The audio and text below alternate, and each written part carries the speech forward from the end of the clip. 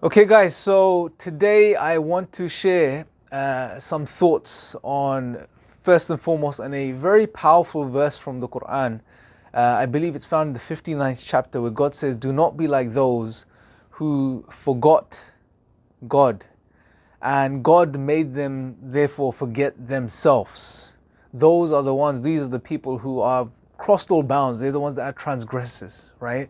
Now, there is a very powerful understanding that we should derive from this particular verse, and something we should really consider, which is God is reminding us that those that turn away from Him, those that deny Him, those that reject Him, those people, God makes them forget themselves. Now, we may be thinking, or the atheist may be thinking, well, hold on a second, I don't believe in God, I've turned away from God, I've rejected God, but I know myself. Well, you may know yourself on a physical level. You may know and acknowledge that you are a physical being.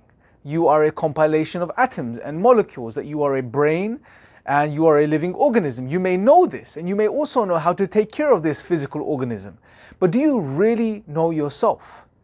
What God is referring to here, or something we need to reflect upon, is that we forget our true inner selves. We forget our souls, our essence, when we turn away from God.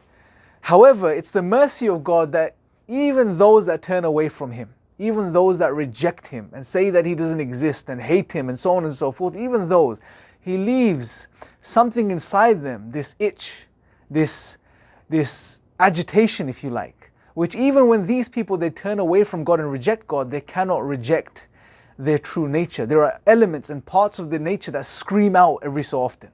It's funny, I was recently, looking at just this new trend that's recently been picking up, this sort of spirituality on atheism. Obviously, Sam Harris has been banging on about this for some while now, and he's even written a book on this. He obviously, has saw the opportunity, the gap in the market, and he tried to fill it. But every so often, we're seeing new and new books emerge which talk about spirituality on atheism, how to be a spiritual atheist. There are many videos online.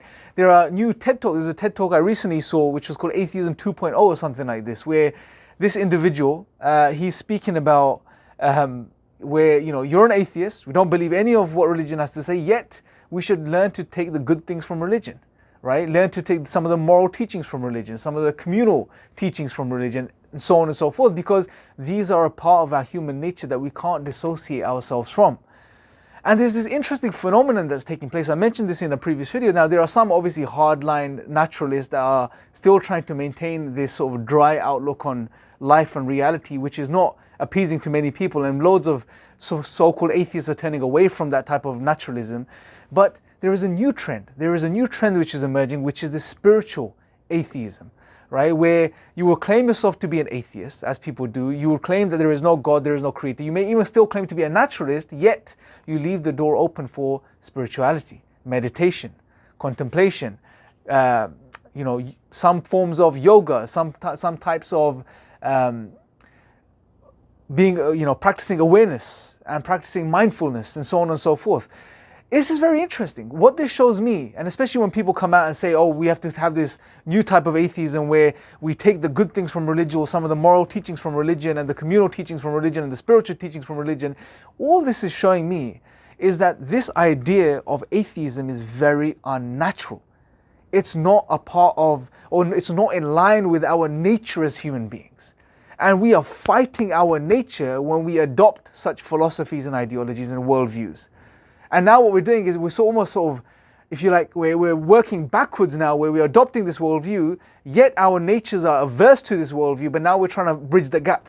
We're trying to sort of add elements to that worldview, sprinkle some spirituality in this, sprinkle some morality in this, sprinkle some communal practices in there, and just to make it palatable.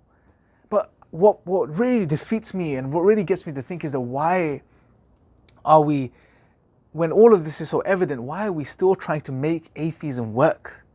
Why are we trying to do this when we know it doesn't sit well with us?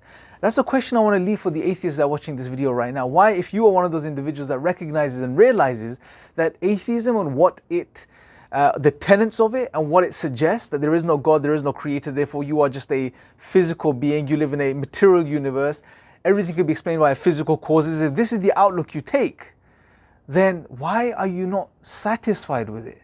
You know, and why don't you just reflect upon the point that your very nature as a human being is averse to this? And if you've understood this, then why are you still holding on to it? Why not look for alternatives? Why not keep searching? Why not keep looking, right? That's just something I want to leave you guys with. Let me know your thoughts below. You know, I just thought it was very interesting that you have these, these new age spiritual atheist movements that are popping up everywhere. Let me know your thoughts in the comment section below. Make sure to subscribe and click the notification bell. And until next time, take care.